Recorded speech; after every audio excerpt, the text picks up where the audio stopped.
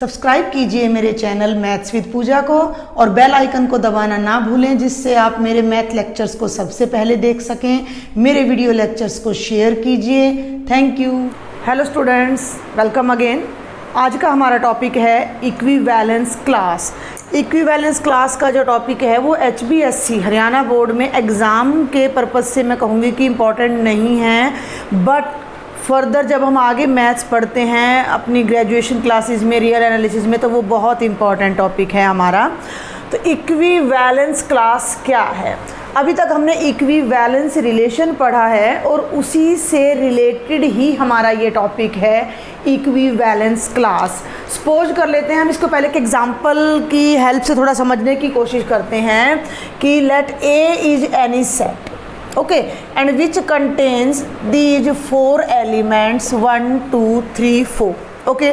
और इस पर आपको एक रिलेशन डिफाइन कर दिया गया है, रिलेशन R, जो कि हमें यहाँ रोस्टर फॉर्म में ऑलरेडी गिवन है। 1 1 2 2 3 3 4 4 1 2 एंड 2 1, ओके। ये रिलेशन हमारा R पर डिफाइंड है already, which is equivalence relation. हम इसे अभी प्रूव भी कर लेते हैं। अब हम इस पर इक्विवेलेंस क्लास देखते हैं कि क्या होती है। सबसे पहले तो हम चेक कर ले कि इक्विवेलेंस रिलेशन है या नहीं है। तो सबसे पहला हमारा कॉन्सेप्ट आ जाता है भाई रिफ्लेक्सिविटी का। रिफ्लेक्सिव कब होता है कोई रिलेशन? जब कोई एलिमेंट इटसेल्फ से रिलेटेड हो, सेट का एवरी एलिमेंट अपने आप से रिलेटेड हो। तो आप ये देखिए 1 is related to 1, 2 is related to 2, 3 related to 3, 4 related to 4। तो सेट में 4 एलिमेंट्स थे, चारों ही अपने आप से रिलेटेड हो गए, तो the relation is reflexive. Then come to the symmetric. Symmetric कब होता है कोई भी रिलेशन? फॉर एनी, ध्यान देंगे, for any A B belonging to R, अगर बी ए बी आर में हो जाए भाई, ठीक है ना। कोई ऐसा रिलेशन, कोई ऐसे दो एलिमेंट्स जो भाई ए बी से रिलेटेड है और हम उन्हें रिवर्ट करके भी वो उसी रिलेशन में आ जाए, तो रिलेशन हमारा क्या हो जाता है? सिमेट्रिक हो जाता है। अब यहाँ देखिए इन चारों को तो देखना ही नहीं, 1 1 2 2 3 3 4 4, ये तो हमारे सिमेट्रिक हैं। अब 1 2 से रिलेटेड है तो यहाँ देखिए 2 1 से, और 2 1 से रिलेटेड है तो 1 2 से। तो जितने एलिमेंट्स यहाँ पर थे उनका रिवर्ट करके भी रिलेशन इसमें एस्टेब्लिश हो रहा है, तो it means the relation is symmetric. Third concept बेटा हमारा आ जाता है ट्रांजिटिविटी का। ठीक है, ट्रांजिटिव तब होता है जब ए बी से रिलेटेड होता है, भाई बी सी से रिलेटेड हो, and in that case A भी सी से रिलेटेड हो जाए under the same relation. Let us check.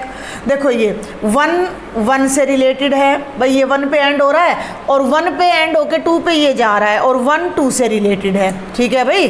1 1 से रिलेटेड है, फर्दर 1 2 से रिलेटेड है, और अब क्या होना चाहिए? 1 2, तो 1 2 का पेयर तो ऑलरेडी इसमें है, तो यानी कि ये रिलेशन 1 से 2 तक पहुंच गया।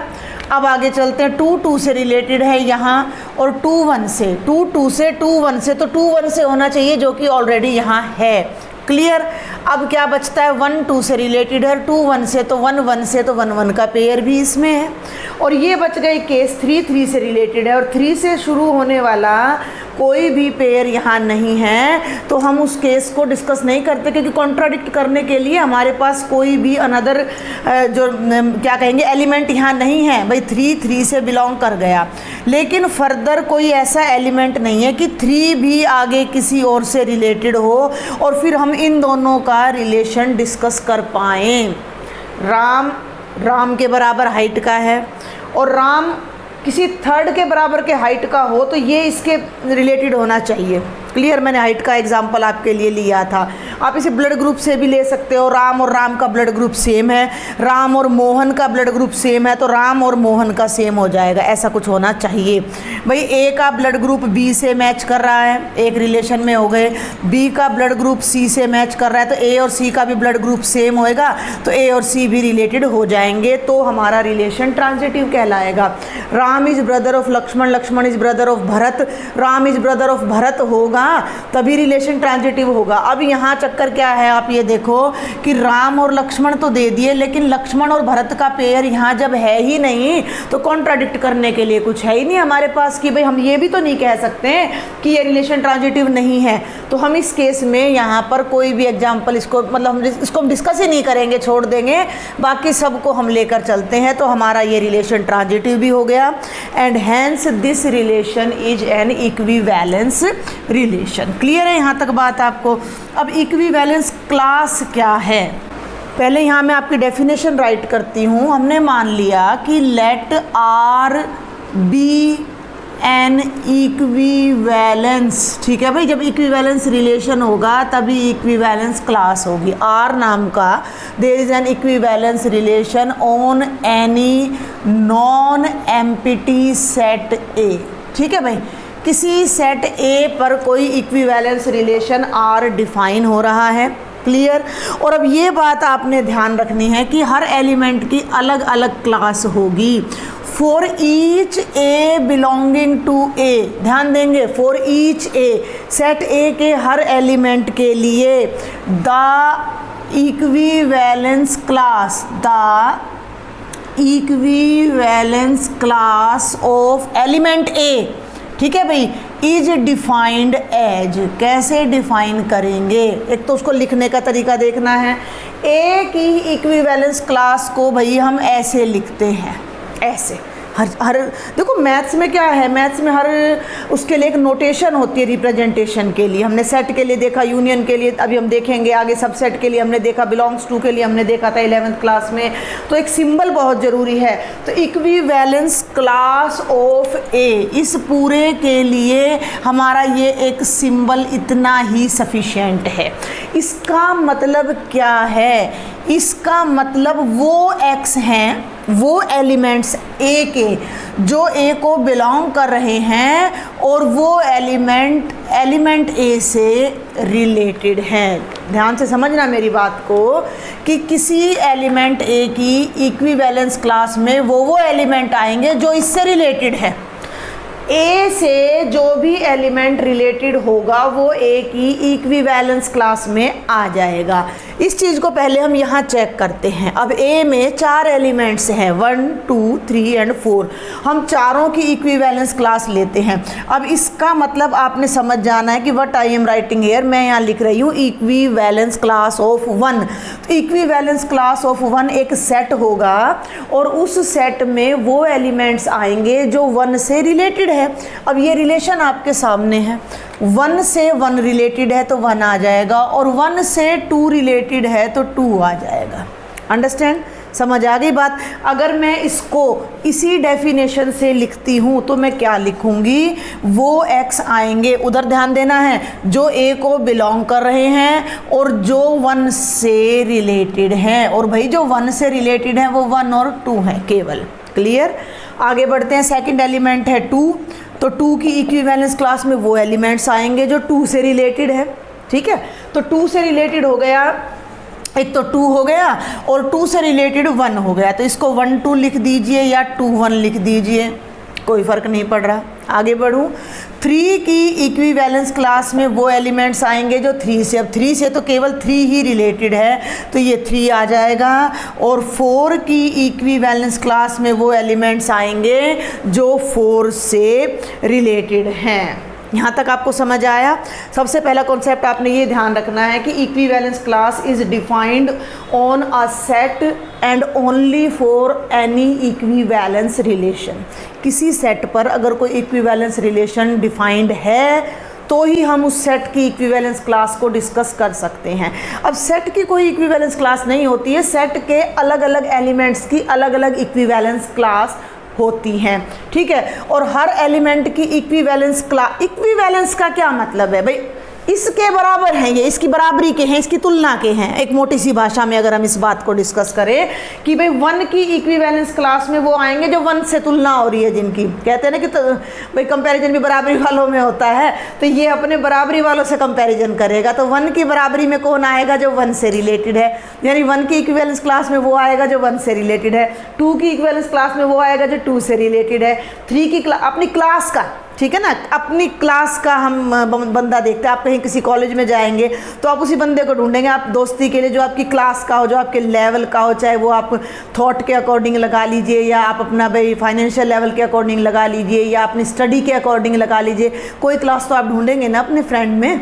समझ आ रही मेरी बात। तो यही वो क्लास ये यहाँ पे चल रही है कि भाई 4 की क्लास में वो एलिमेंट है जो 4 से रिलेटेड है, 3 की क्लास में वो एलिमेंट है जो 3 से, एंड सो ऑन। तो ये है थोड़ी सी बेसिक सी डेफिनेशन, लेकिन अभी ये कुछ ख़त्म नहीं हुआ है, अभी तो शुरुआत है।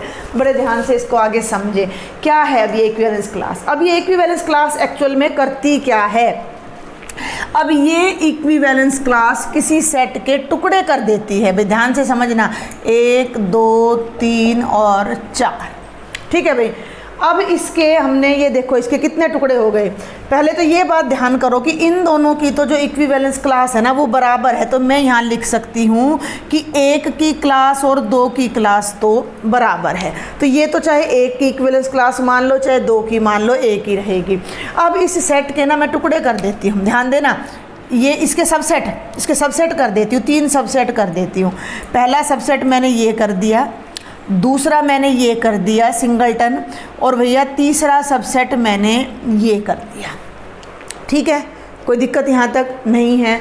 इस सबसेट को अगर मैं इक्विवेलेंस क्लास में लिखूँ तो ये क्या है, 1 की इक्विवेलेंस क्लास है, ये 3 की इक्विवेलेंस क्लास है, और ये 4 की इक्विवेलेंस क्लास है। मैं इसको 2 की इक्विवेलेंस क्लास भी लिख सकती हूँ, लेकिन हम यूज एक ही नोटेशन करेंगे, या तो 2 वाली करेंगे या 1 वाली करेंगे। यहाँ तो कोई डाउट आपको। चलें आगे। अब आगे क्या है कि ये देखो, अब आप अगर मैं इन तीनों की यूनियन कर दूँ, equivalence class of 1 union equivalence class of 3 union equivalence class of 4, समझना मेरी बात को।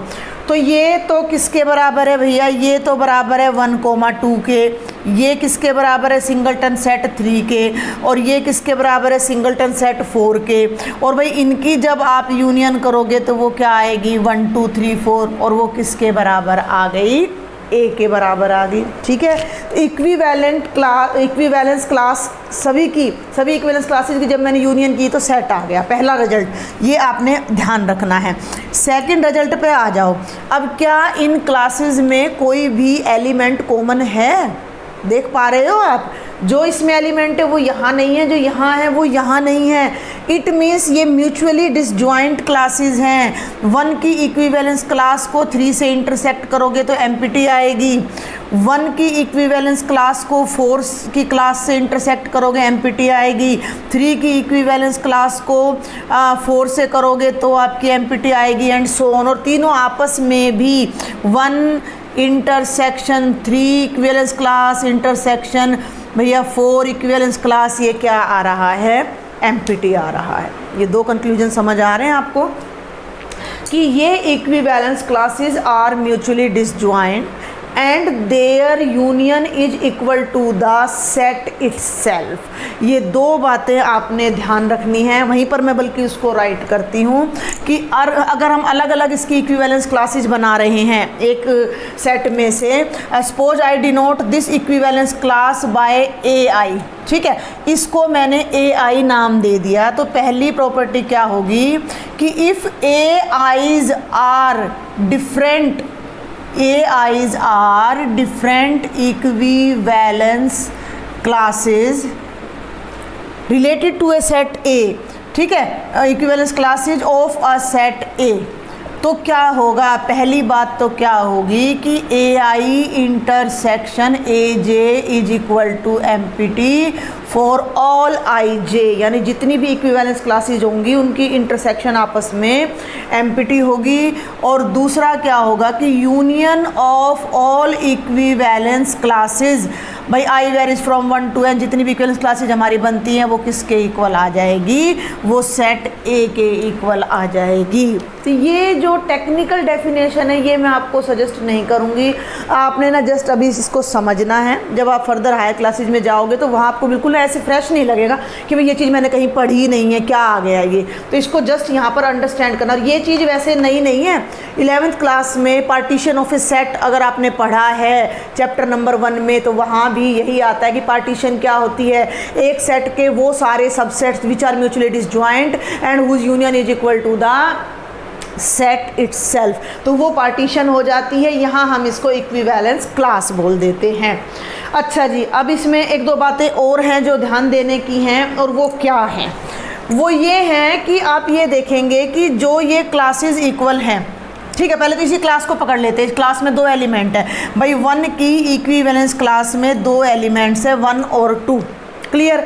तो आप यहाँ देखेंगे कि 1 2 से रिलेटेड होगा, और 2 जो है वो, और नहीं कहूँगी बल्कि एंड कहूँगी, 2 1 से रिलेटेड होगा, क्लियर। लेकिन 1 वाली क्लास का कोई एलिमेंट 3 वाली क्लास से रिलेटेड नहीं है भाई। 1 की क्लास में 2 ही एलिमेंट है, 1 और 2। 1 का 3 से कोई रिलेशन नहीं है, देख सकते हो। 2 का 3 से कोई रिलेशन नहीं है, देख सकते हो। 1 का 4 से कोई रिलेशन नहीं है, और 2 का 4 से कोई रिलेशन नहीं है। एक क्लास में जितने एलिमेंट्स आएंगे वो सारे आपस में रिलेटेड होंगे, लेकिन अलग अलग क्लास के एलिमेंट्स आपस में रिलेटेड नहीं होंगे। ये अभी मैंने बहुत एक छोटा सा एग्जांपल लिया है जिसमें सिंगलटन सेट आ गया। अब हम एक एग्जांपल और डिस्कस करेंगे इसी के लिए, जिसमें एक क्लास में मोर देन 2 3 4 एलिमेंट्स आएंगे, तो वहाँ हम उस चीज़ को फिर देखेंगे। तो ये चीज़ और आपने ध्यान रखने की, एक ही क्लास के सारे एलिमेंट्स आपस में रिलेटेड होते हैं, बट अलग अलग क्लासेस के एलिमेंट्स का आपस में कोई रिलेशन नहीं होता है। आप इसको ऐसे भी देखो, चीज़ को समझने के लिए हमें थोड़ा अपना भी एक माइंड सेट करना पड़ता है। आप इस चीज़ को ऐसे ले सकते हो कि भाई ये 11th क्लास है, तो इसमें वो बच्चे हैं जो 11th में पढ़ रहे हैं, ठीक है, 11th में मैथ्स ले रहे हैं। ये 12th क्लास के बच्चे हैं जो मैथ्स ले रहे हैं, क्लियर। ये 10th क्लास के बच्चे हैं जो मैथ्स ले रहे हैं, तो भाई ये तो आपस में रिलेटेड मिलेंगे। एक कितना साधारण सा एग्जाम्पल है, एक बहुत साधारण सा एग्जाम्पल अगर हम यहाँ डिस्कस करते हैं कि ए क्या है, ए आपका स्कूल है सारा, ठीक है भाई। एक वैसे वर्बली हम, क्योंकि देखो पूरा स्कूल तो यहाँ शो करना बड़ा मुश्किल सा काम हो जाता है।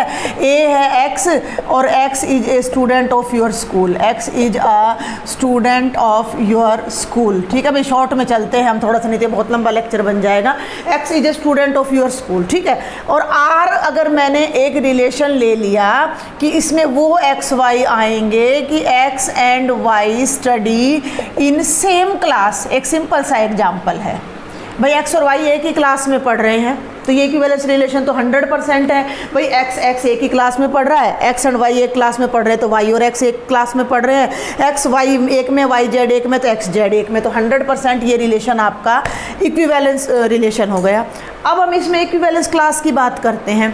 मान लीजिए कि कोई बच्चा है +1 में, +1 के बच्चे को हम एक्स से ले रहे हैं, ठीक है भाई। ये मान लेते हैं, देखो 10th के बच्चे को मैं एक्स से ले रही हूँ, 11th के बच्चे को मैं वाई से ले रही हूँ, और 12th के स्टूडेंट को मैं जेड से ले रही हूँ।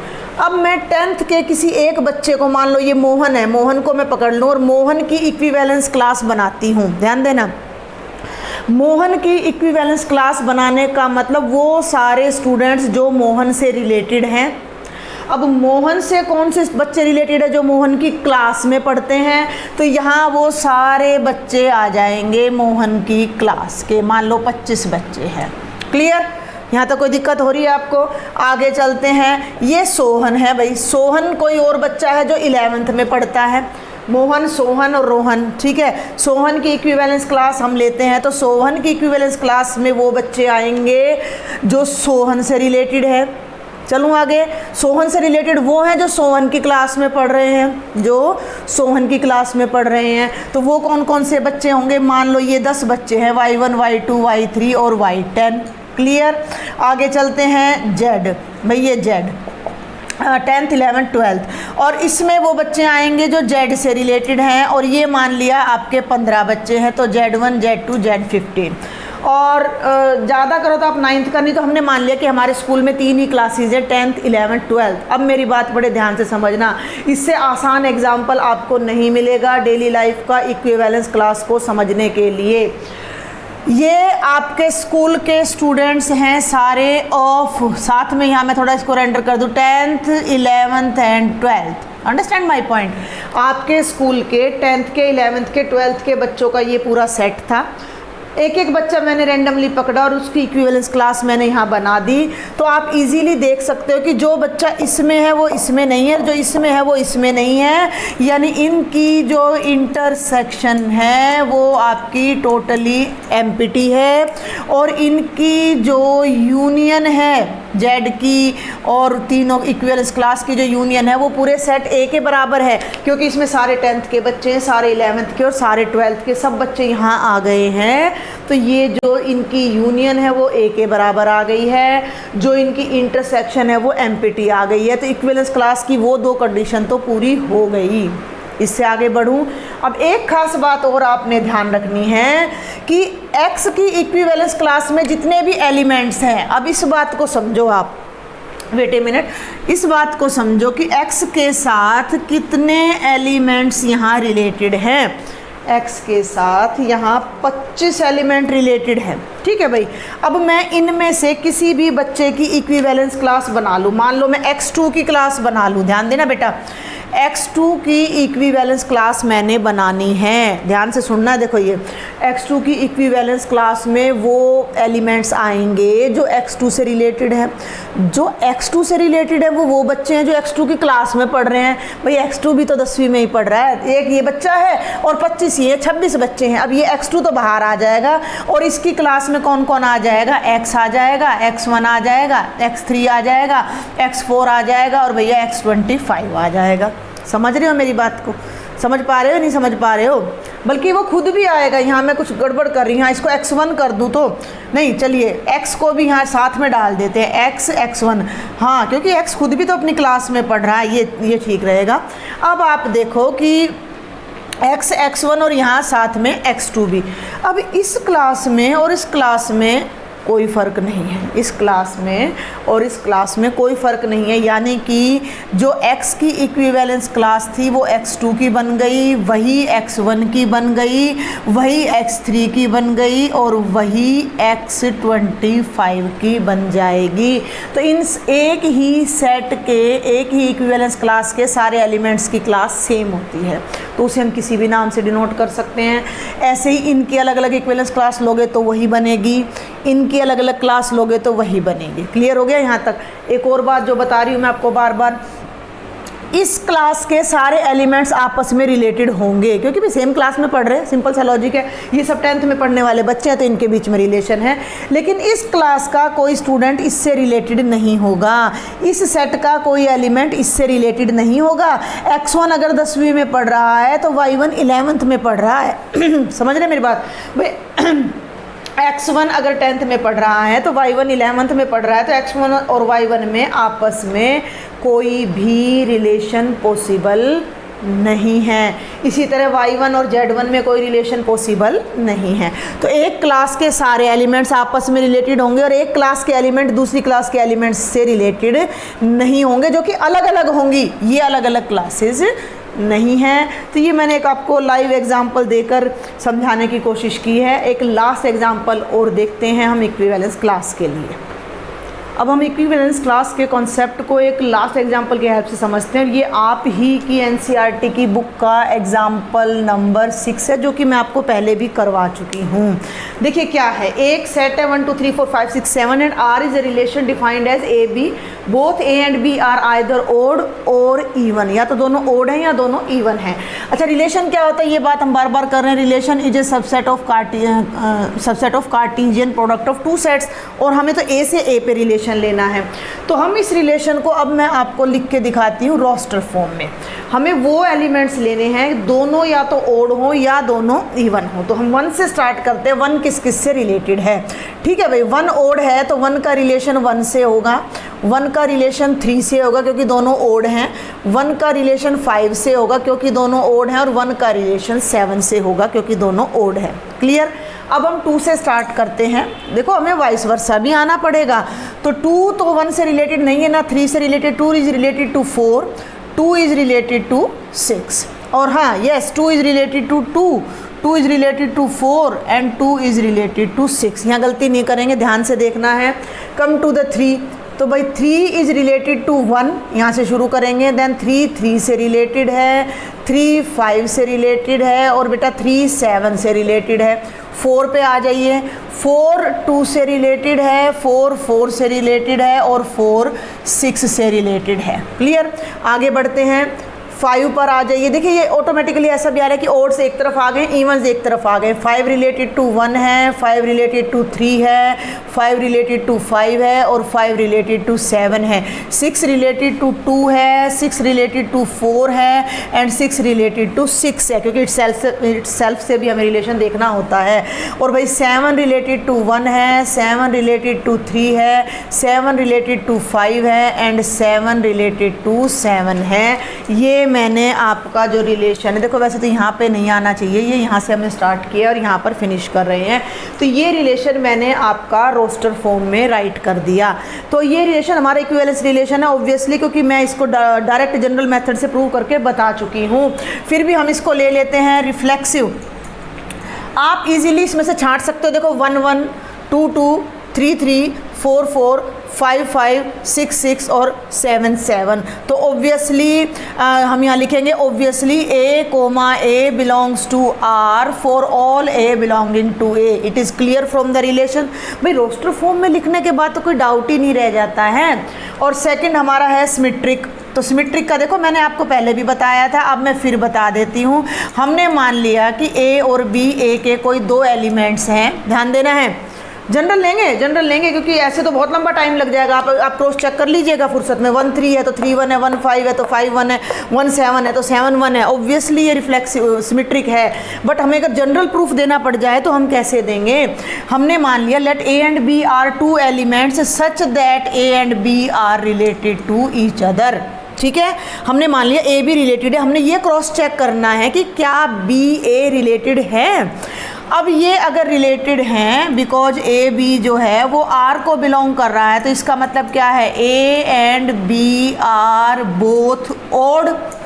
ठीक है, केस नंबर 1 इसको आप ले लो, केस नंबर 1। भाई दोनों ओड हैं। जब A और B दोनों ओड हैं तो B और A भी ओड होंगे। बात को घुमाया जा रहा है और कुछ भी नहीं है। 3 and 5 are odd, 5 and 3 are odd, और कुछ भी नहीं हो रहा। जब A और B ओड है तो B और A भी ओड है, B और A ओड है तो B कोमा A किसको बिलोंग कर गया, R को। और सेकंड केस आपका क्या बन रहा है कि अगर A B रिलेटेड हैं then A and B are both even. भाई सेकंड केस ये बनेगा कि भाई ये दोनों हमारे पास क्या हैं, इवन है। जब ये दोनों इवन हैं तो इसका मतलब क्या है कि B and A are also even, और इसका मतलब क्या है कि B A किसको बिलोंग कर गया, R को। तो दोनों ही केसेस में A B से रिलेटेड था तो B A से रिलेटेड आ गया। It means our relation R is symmetric. और ऐसे ही आप अपना ट्रांजिटिव कर लीजिएगा। हम 3 एलिमेंट्स लेंगे A B C, और वो किस तरह लोगे भाई A B R को बिलोंग कर रहा है और B C भी R को बिलोंग कर रहा है। तो पहला केस यही होगा कि A एंड B ओड है और ये रिलेटेड, तो B एंड C भी ओड है, तो A एंड C भी ओड है, तो A C से रिलेटेड और A R से। और ये रिलेशन हमारा कैसा बन जाएगा, इक्विवेलेंस रिलेशन बन जाएगा। अब हम इसमें इक्विवेलेंस क्लासेज छांटते हैं। ठीक है, ये आपको अच्छे से समझ आएगा। फर्स्ट एलिमेंट पकड़ लेते हैं 1, और भाई अब मैं 1 की इक्विवेलेंस क्लास यहाँ बना रही हूँ, यानी मैं वो एलिमेंट्स यहाँ लिखने जा रही हूँ जो 1 से रिलेटेड हैं। 1 से रिलेटेड कौन कौन है, 1 ओड है, तो जो 1 से रिलेटेड होंगे वो भी ओड्स होंगे। तो वो क्या होंगे 1 3 5 और 7। क्लियर। अब हम ले लेते हैं 2 की इक्विवेलेंस क्लास। आप यहाँ से भी टैली कर सकते हो। 1 से रिलेटेड 1 है, 1 से रिलेटेड 3 है, 5 है और 7 है। मैंने चारों लिख दिए। और आप डेफिनेशन से भी ले सकते हो कि 1 से तो वही एलिमेंट रिलेटेड होगा जो ओड होगा, क्योंकि 1 खुद ओड है। 2 से वो एलिमेंट रिलेटेड होंगे जो इवन होंगे। तो 2 से कौन कौन होगा, 2 हो जाएगा, 4 हो जाएगा और 6 हो जाएगा। फिर आप ले लीजिए 3 की इक्विवेलेंस क्लास। तो वो एलिमेंट्स जो ओड हैं, क्योंकि भाई ओड से ओड रिलेटेड है, इवन से इवन रिलेटेड है। तो ये हो गया भाई 1 3 5 7। आगे बढ़े तो 4 की इक्विवेलेंस क्लास में क्या आ रहा है, 2 4 6 आ रहा है। और भैया 5 की इक्विवेलेंस क्लास में क्या आ रहा है, 1 3 5 और 7 आ रहा है। और 6 की इक्विवेलेंस क्लास में क्या आ रहा है, 2 4 6 आ रहा है। और 7 की इक्विवेलेंस क्लास फिर यही बन रही है। अगर आप थोड़ा सा ध्यान दे पा रहे हो तो बेटा जी 1 की, 3 की, 5 की और 7 की इक्विवेलेंस क्लास बिल्कुल सेम है, is equal to 3, is equal to 5, is equal to 7। और ऐसे ही 2 की इक्विवेलेंस क्लास, 4 की इक्विवेलेंस क्लास और 6 की इक्विवेलेंस क्लास भी सेम है। तो ये तो हो गया इक्विवेलेंस क्लास बनाना। इसके अलावा अब हम ये चेक और करते हैं कि क्या ये डिसजॉइंट है, क्या इनकी यूनियन सेट के बराबर है। तो आप देख सकते हो कि these two are totally disjoint. समझ आ रही मेरी बात, जो एलिमेंट्स यहाँ हैं वो यहाँ नहीं हैं। इट मीन्स मैं यहाँ लिख सकती हूँ कि 1 की इक्विवेलेंस क्लास और इंटरसेक्शन, हम डिसजॉइंट की बात कर रहे हैं, 2 की इक्विवेलेंस क्लास एम्प्टी हैं। और इन दोनों की इक्विवेलेंस क्लास की अगर मैं यूनियन कर दूं तो वो सेट ए के बराबर आ रही है। तो यहाँ से हमें क्या कंक्लूजन निकलता है कि इक्विवेलेंस क्लास किसी सेट को ऐसे, अभी एक बहुत अच्छी बात जो अभी इस क्वेश्चन में पूछी गई है वो और आने वाली है यहाँ सामने। हमने इस सेट के 2 पार्ट्स कर लिए। पहला पार्ट है ओड्स का 1 3 5 7 रिलेशन के अकॉर्डिंग कर रही हूँ मैं, ऐसे ही नहीं कर रही हूँ। सेकंड पार्ट भाई मैंने कर लिया 2 4 और 6 का। क्लियर। तो ये दोनों बिल्कुल डिसजॉइंट हैं। पहली कंडीशन, इन दोनों की यूनियन किसके बराबर आ रही है, ए के बराबर। ये 1 की भी इक्विवेलेंस क्लास है बेटा जी, बार बार वही बात मैं बता रही हूँ आपको। ये 3 की भी क्लास है, ये 5 की भी क्लास है और 7 की भी। और ये बेटा जी 2 की क्लास है, ब्रैकेट बिग है ये ध्यान रखना, ये 4 की भी क्लास है और ये 6 की भी क्लास है। क्लियर। तो ये 2 बातें तो यहाँ क्लियर हो गई। अब एक छोटी सी बात और कि इस क्लास के सारे एलिमेंट्स अपने आपस में रिलेटेड होंगे और इस क्लास के भी सारे एलिमेंट्स आपस में रिलेटेड होंगे, बट इस क्लास का कोई भी एलिमेंट इससे रिलेटेड नहीं होगा। आप वेरीफाई करो कैसे भाई, 1 3 5 7 से रिलेशन निकालो। 1 3 रिलेशन कब है, 2 एलिमेंट्स अगर ओड हैं तो रिलेटेड है, 2 एलिमेंट्स अगर इवन हैं तो रिलेटेड हैं। तो भाई यहाँ पर तो ओड है तो इनके बीच रिलेशन होएगा, यहाँ इवन है तो इनके बीच रिलेशन होएगा। लेकिन ये एक ओड एलिमेंट इवन से रिलेटेड नहीं हो सकता। तो इस क्लास का कोई भी एलिमेंट कभी दूसरी क्लास से रिलेटेड नहीं पाएगा। और यही आपके एग्जाम्पल में लास्ट में पूछा गया, show that R is an equivalence relation, हमने शो कर दिया है। Show that all the elements of this subset are related to each other. Each other का क्या मतलब है, आपने क्या दिखाना है, 1 1 से 1 3 से 1 5 से 1 7 से, ये ऑलरेडी हमने यहाँ दिखा रखा है, रिलेटेड है। और इसके भी सारे एलिमेंट्स अपने आप से रिलेटेड है। और लास्ट में एक लाइन और कह दी, but no element of this subset is related to this subset. ठीक है ना भाई, मैं अगर कह रही हूँ कि 1 इज रिलेटेड टू 2 तो ये बात बिल्कुल रॉन्ग है, क्योंकि हमारी जो रिलेशन की जो कंडीशन है वो क्या है कि रिलेशन में जो 2 एलिमेंट्स है या तो भैया दोनों ओड होने चाहिए या दोनों इवन होने चाहिए। अब ये एक ओड और एक इवन में कोई रिलेशन नहीं हो सकता।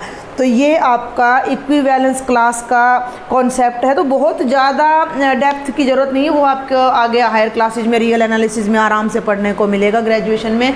तो यहाँ जो बेसिक्स थे, जो आपके एनसीईआरटी में मेंशन था, जो एग्जांपल्स थे, वो सब मैंने आपको समझाने की कोशिश की है। आगे भी आएंगे एग्जांपल्स, लेकिन एनसीईआरटी में कहीं भी इक्विवेलेंस क्लास फर्स्ट एक्सरसाइज में तो आपकी पूछी ही नहीं गई है। Clear. If you like my lectures, don't forget to share and subscribe my channel. Thank you.